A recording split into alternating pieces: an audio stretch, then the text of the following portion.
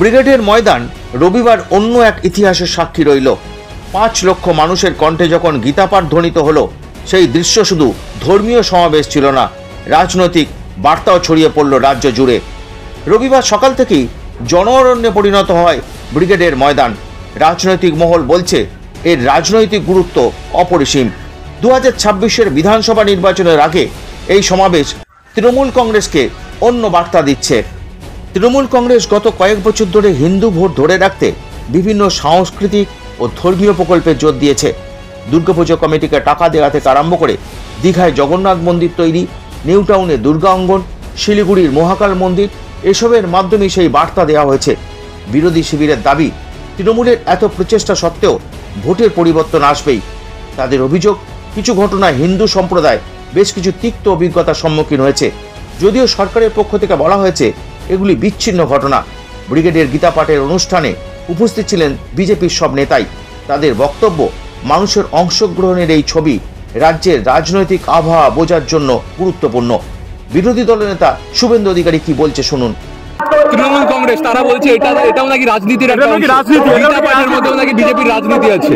এটা তাদের আয়োজকরা তো বলেছিলেন যে মুখ্যমন্ত্রীকে আমন্ত্রণ করেছে, মুখ্যমন্ত্রী না এসে প্রমাণ করলে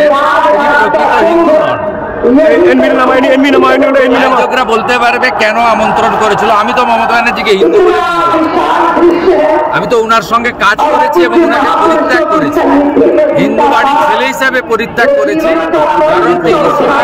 কারণ হিন্দু ধর্মকে কালচারাল প্রোগ্রামে পরিণত করা, পিতৃপক্ষে পুজো উদ্বোধনে যাওয়া এবং মহাকুম্ভকে হিন্দু ধর্মকে গন্ধা ধর্ম বলা থেকে রাম মন্দিরের বিরুদ্ধে মিছিল বের করা থেকে হিন্দুদের আঘাত দেওয়ার জন্য যা যা করার তিনি করেছেন, তার পুলিশ মন্ত্রিত্বে মা কালীকে প্রিজন ভ্যানে উঠতে হয়েছে। আয়োজকরা ডেকেছিলেন, কেন ডেকেছিলেন আয়োজকরা বলতে পারবেন। আমি মনে করি মমতা ব্যানার্জি হিন্দু নন, হিন্দু রীতিনীতি শাস্ত্র বিরোধী। 2026 সালের ভোটে হিন্দু ভোট তৃণমূল কংগ্রেসের পক্ষে কি যাবে? তৃণমূল কি আগের সমর্থন ধরে রাখতে পারবে? এই নিয়ে চর্চা চলছে। তবে রাজনৈতিক মহল বলছে ব্রিগেডের এই গীতাপাঠ রাজ্য রাজনীতিতে প্রভাব ফেলবে। এই নিয়ে কি বলছেন অগ্নিমিত্রা পাল? মেরুকরণ দরকার হয় না। পশ্চিমবঙ্গে এমন অবস্থা তৈরি করেছেন মমতা ব্যানার্জি 15 বছর কাজ না করে। কি হিন্দু, কি মুসলমান, কি শিখ, কি খ্রিস্টান, কারোর জন্য উনি কাজ করেননি। উনি শুধু নিজের পার্টি, নিজের পরিবারের জন্য কাজ করেছেন।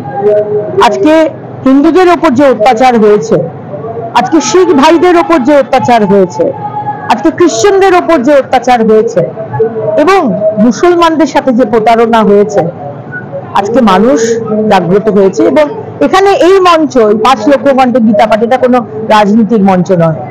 এখানে রাজনীতিকে আমি টেনে আনবো না, কিন্তু হ্যাঁ, বাই প্রোডাক্ট হয়ে যাচ্ছে একটা রাজনীতি। কারণ আজকে পশ্চিমবঙ্গে হিন্দুদের ওপর যে অত্যাচার হয়েছে, আমরা আহ্বান করি সমস্ত হিন্দুরা এবং সমস্ত ধর্মের মানুষ, কারণ গীতা কিন্তু শুধু হিন্দুর নয়, সমস্ত 140 কোটি ভারতবাসীর মূল মন্ত্র জীবনের আমরা গীতা থেকে শিখি। তাই সমস্ত মানুষ আসুন। আজকে যেভাবে অন্যায় হয়েছে মানুষের প্রতি 15 বছর এবং তার আগে সিপিএম এর 34 বছর, এটা কিন্তু বলার নয়। 15 বছর উনি কাজ করেননি, আজকে ধর্মের এই রাজনীতিতে ওনাকে করতেই হবে। একদিকে Hindu vote balance, Jagannath cultural centre বানাচ্ছি, একদিকে দুর্গাঙ্গন বানাচ্ছি, কিন্তু আমি পারমিশন দেবো না। দুর্গাপুজোর ভাসানের আমি পারমিশন দিই না, আমি রামনবমী মিছিলের পারমিশন দিই না। 10 তলার ওপর থেকে বোম আর পাথর ফেলা হয় মহিলাদের ওপরে, হিন্দু মহিলা বাচ্চাদের ওপরে, আর দুর্গাঙ্গন বানাচ্ছেন।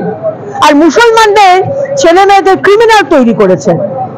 আজকে খারিজি মাদ্রাসায় ভারতবর্ষ বিরোধী কথাবার্তা শিখিয়ে, অ্যান্টি ন্যাশনাল কথাবার্তা শিখিয়ে আপনি ওদের ক্রিমিনাল বানাচ্ছেন। 2026-এও কিছু পয়সা হাতে দিয়ে তাদেরকে দিয়ে বুথ রিগিং, ক্রিমিনাল যে অ্যাক্টিভিটি সেগুলো করা যায়। শিক্ষিত মুসলমানরাও বুঝছে আর হিন্দুরা তো বুঝতেই পারছে। তাই সমস্ত ধর্মের মানুষকে আজকে আহ্বান করা হয়েছে এবং ধন্যবাদ জানাই আমাদের মাননীয় প্রধানমন্ত্রীকে, যিনি আমাদের শিখিয়েছেন সবকা সাথ, সবকা বিকাশ, সবকা বিশ্বাস, সবকা প্রয়াস।